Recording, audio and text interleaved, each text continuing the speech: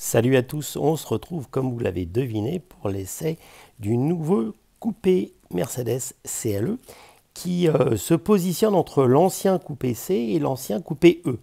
Il fait 4,85 m, donc un beau bébé avec un grand coffre de près de 400 litres et surtout une habitabilité intérieure qui est carrément sympa où on peut vraiment circuler à 4 personnes. Un vrai véhicule pour circuler au long cours avec une interface électronique, on va le dire, vraiment up-to-date et qui fonctionne très bien chez Mercedes. Salut à tous, petite introduction de cet essai du CLE coupé, nouveau CLE coupé. Je ferai une partie beaucoup plus détaillée à suivre sur la version essence, mais là j'ai fait un petit peu de kilomètres avec, sur la version diesel, pardon, et là j'ai fait quelques kilomètres avec la version essence. Donc qui fait 204 chevaux plus 23 chevaux d'appui de l'alternodémarreur. Ça fait 100 kg de moins que la version diesel. Je trouve qu'on sent, c'est-à-dire que la voiture est globalement plus dynamique, je trouve, dans cette version essence. On retrouve, on y reviendra, une définition de suspension assez souple et qui pompe pas mal en version en position confort.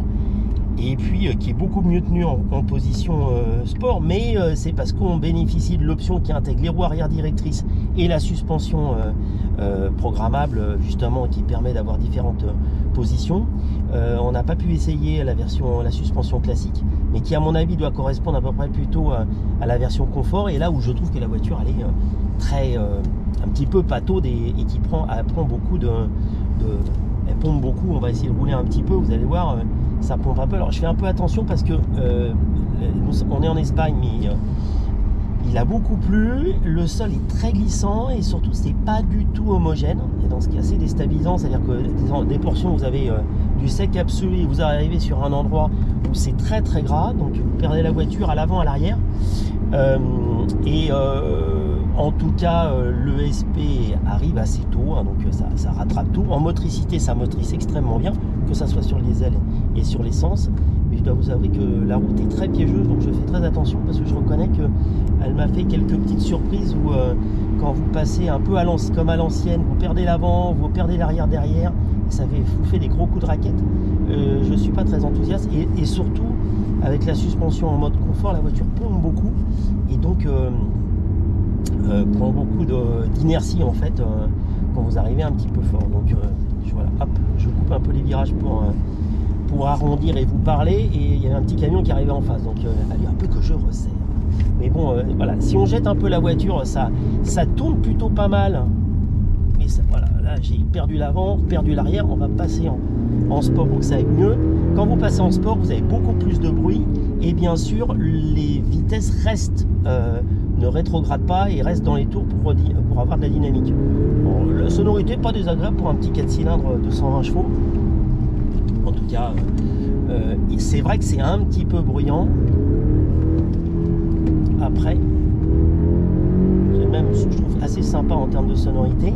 Et en position sport, la voiture, moi je trouve, bon là la route est très lisse et très homogène. Quand vous voulez avoir du confort, il faut repasser en confort, et là ça devient un petit peu mou, mais en particulier en ville ou sur des choses qui ne sont pas très confortables, en confort c'est très très bien. Et avec en position sport, ça fonctionne extrêmement bien. Vous voyez, ça marche un petit peu et ça reste sonore mais acceptable. Et alors là du coup je me retrouve à freiner.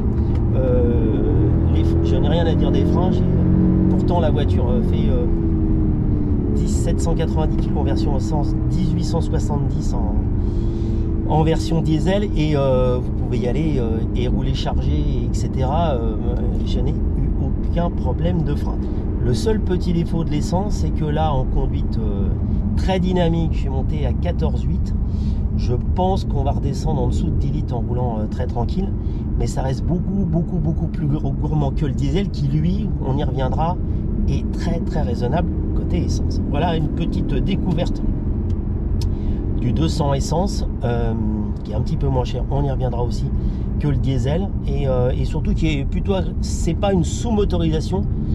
Si on veut pas du diesel et on veut pas de l'hybride rechargeable, c'est pas une mauvaise idée. Je vous dis, le seul sujet c'est quand on tire dessus parce que c'est lourd, et qu'il n'y a pas tant de chevaux que ça, la consommation s'envole un petit peu. Mais à part ça, c'est plutôt très simple. En termes de réception, je ne suis pas sûr que ça soit idéal qu'il soit mis au fond de la planche de bord, sûrement avec des renforts métalliques autour. Bon, c'est des Allemands, ça doit être étudié, mais c'est quand même pas du tout pratique. Mais au moins d'un côté, tu vas plus y toucher. Une fois qu'il est là rangé, c'est tellement chiant d'aller le chercher que on ne doit pas de toute façon toucher à son téléphone lorsqu'on conduit. Mais voilà. C'est pas, rien que de le poser au fond, c'est pas pratique. Donc c'est le petit point un petit peu, parce qu'il y a quand même sur toutes les voitures, même les plus haut de gamme, il y a toujours des petits points à améliorer. Après c'est des détails, mais c'est étonnant qu'il y ait ce détail-là, parce que bon, chez Mercedes, ça fait quand même pas mal de temps qu'ils font des voitures, mais bon, ils font encore des petites choses qui sont un petit peu perturbantes. Vous avez vu en vidéo et en photo, il y a des intérieurs de différentes couleurs. Là, on est sur l'ambiance rouge qui est sympa. Sur l'aspect confort, siège, plutôt Cédric, qu'est-ce que tu as ressenti à l'usage? Moi, tu vois, hier, on a passé quasiment 4 heures dans la version diesel avec les sièges blancs qui étaient magnifiques. Moi, j'adore quand c'est clair. Rouge aussi, ça va très bien. Je les trouve un peu fermes, moi. Alors, je sais pas si c'est moi ou pas, mais je les trouve un petit peu fermes. Moi, je trouve ça ferme, mais ça, c'est extrêmement individuel. Par contre, j'ai pas eu mal au dos. Ouais, non, alors que moi, j'ai tendance à avoir mal au dos. Et pareil, en étant au volant, j'ai jamais ressenti Moi, j'ai tendance à conduire avec les pattes écartées. Et j'ai pas une partie de la console qui est trop intrusive, qui m'a fait mal, etc. Je suis ressorti de la voiture, pas comme ça m'arrive, un peu plié en disant je reconnais que oui, c'est un petit peu raide. Les sièges sont assez peu épais, sûrement pour gagner de la place aussi en termes d'habitabilité. Mais le résultat est qu'on est plutôt agréablement maintenu, que pour autant, si on est un peu plus corpulent, je pense là-bas. Ouais.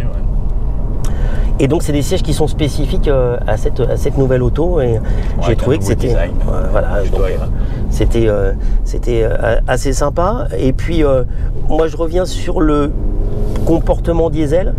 Il me manque un petit peu de dynamisme. On nous a, il a 440 Nm de couple et l'alterno démarreur doit lui donner un peu des ailes en complément. C'est très ponctuel. C'est ce qu'on a vu. En fait, là par exemple, l'alterno démarreur, donc avec les 23 chevaux et 200 Nm de couple, là par exemple, j'appuie à fond. Donc là, il est à fond, hop, et là, ça y est, il enlève, il commence à perdre. Donc ça reste 1-2 secondes avec cette puissance supplémentaire. C'est pas sur vraiment du long terme. Alors il faudrait essayer, si par exemple j'appuie vraiment à fond, est-ce que j'étais pas à fond, combien de temps il va rester? Là il n'y est pas du tout, là oui un petit peu, là oui, et ça y est, ça est fini. Parce qu'en fait le principe c'est qu'il y a certains 48 volts évolués où il y a une vraie batterie, et là très clairement ça n'est pas une vraie batterie, c'est plutôt un gros condensateur qui donne cet apport comme ça de 2-3 secondes, donc il se recharge quasiment instantanément, mais il n'y a pas une mini hybridation, c'est un 48 volts. Alors on peut pas du tout rouler en électrique, voilà. C'est ça la différence. Des fois on va avoir une sorte de roue libre qui va se mettre ponctuellement, mais même à l'arrêt par exemple avec une grosse 48 volts, on va partir les 2-3 premiers km/h en électrique, alors que là pas du tout. Non. Mais, et tu vois, là, non, il me le fait pas peut-être parce que je suis pas dans le bon mode. Alors là par exemple tu vois, j'ai relâché gentiment la pédale, je suis à 0. Et t'es en éco. Et donc là je suis en éco et en roue libre. Et qu'on n'avait pas en confort. À partir du moment où je touche la pédale de frein, ça vient repasser en moteur démarré, puisqu'il crée un frein moteur pour ne pas être en roue libre et toucher trop. Et pas prendre le frein en fait, c'est-à-dire qu'il voit que tu freines, donc il va utiliser le fait que tu freines qu'il y ait une décélération pour profiter, pour recharger ce mini accumulateur. Exactement. Et ce qui est assez marrant, c'est que le moteur essence lui arrive à s'arrêter quand on est en mode comme ça éco, alors que le diesel ne s'arrêtait jamais. Un petit peu moins, ouais. On l'a eu quelques fois. Alors peut-être ça dépendait des conditions, du chauffage, plein de choses, que ça dépend d'énormément de choses au final, cette micro-hybridation. Mais là par exemple, j'accélère un peu, je relâche gentiment, roue libre. C'est pareil, si vous relâchez trop fort la pédale, ça ne fonctionnera pas. Il faut relâcher gentiment. Tu vois, ça c'est des petites choses à savoir pour pouvoir rouler justement de façon plus économique. Et là, on est repassé dans une pente qui était plus descendante. Il y a une centrale inertielle dans la voiture qui fait qu'il détecte si la pente est raide. Il va remettre du frein moteur justement pour pas que le roue libre amène la voiture. Et quand on regarde, voilà, mais là on est déjà au bout de la recharge, c'est-à-dire que ça va très vite en recharge. Dès qu'il y a un petit morceau de descente, il est déjà dans la recharge et c'est le passage est vraiment très court. Moi, un autre petit point qui me... Bon, l'ambiance intérieure, vous avez vu, là on est sur une partie carbone, on avait fait une partie façon bateau qui était assez sympa. Alors moi, est-ce que c'est ma sensation? Ouais, parce que à cause des questions de partie vitrée, j'ai du mal je trouve pas que la régulation de la température intérieure, j'ai l'impression d'avoir toujours chaud. C'est moi ou tu crois que c'est parce que c'est ma ménopause peut-être? On est à 21 degrés. Là, moi, ça va, selon comment on l'a réglé. Mais effectivement, il y a du soleil aujourd'hui, donc ça joue un peu. Donc moi, c'était bon. Alors c'est peut-être, vous voyez, c'est moi qui suis dans un état. Peut-être parce qu'on n'a pas tourné bien tous les trucs et tout. Bon, il y a tellement de réglages sur tout. Il y a quelques réglages. Bon, voilà. Qu'est-ce qu'on peut rajouter d'autre? Non, je pense qu'on a fait à peu près le tour. Sur l'aspect aussi, les ADAS, on a fait le tour. Le son, la suspension, la motricité, le confort global. Et la consommation, là, en redescendant un petit peu, on est repassé à 9 litres 2. Ouais, je pense que c'est ça le réalisme. Dire très fort, parce que là, 15 litres. Sur de la montagne. Voilà. À mon avis, à 8 sur à mon avis, on va tourner aux alentours de 8 sur autoroute à régime stabilisé. Et à mon avis, en 1,5 litre, 2 litres de moins sur du mazout, et qui montera moins fort quand on tire fort, alors que là on s'envole quand on tire vraiment fort. Bon, après c'est pas vraiment fait non plus, c'est pas vraiment fait pour. Il y a la version AMG pour ceux qui veulent. Mais c'est quand même de la AMG Line, c'est-à-dire que c'est pas de l'escroquerie, c'est-à-dire que la voiture, quand même, quand on veut qu'elle soit dynamique, c'est quand même, elle est assez être dynamique sur les petites routes. Complètement. Donc ça c'est quand même pas, alors que c'est quand même une grosse bête. C'est vrai, complètement. Merci Nicolas. Pas de rien, avec plaisir. À la prochaine. Bien sûr. Si ça vous a plu, n'hésitez pas à lui mettre un petit pouce bleu comme ça, là, tout ça. Parce que vous êtes sympa et vous nous dites ce que vous en avez pensé, vous. C'est très important ça. Il y en a un qui sait faire la promo, pas moi. Pour un petit cadeau supplémentaire, définitivement, le 4 cylindres essence, quand il est en position sport, chante beaucoup et a plutôt un bruit très sympa. Donc je vais vous le faire un peu écouter.